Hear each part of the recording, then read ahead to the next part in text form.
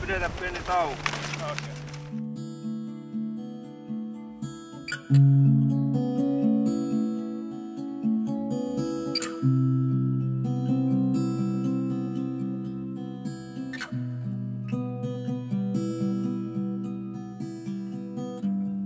Ihmisetkin on täällä jotenkin niin erilaisia. Musta tuntuu, että sit kun ne tulee Lappiin, niin ne ottaa semmoisen Lappi-asenteen. Se jotenkin yhdistää ihmisiä. Että jos tänne lähtee yksin, niin et sä kuitenkaan tavallaan ole yksin.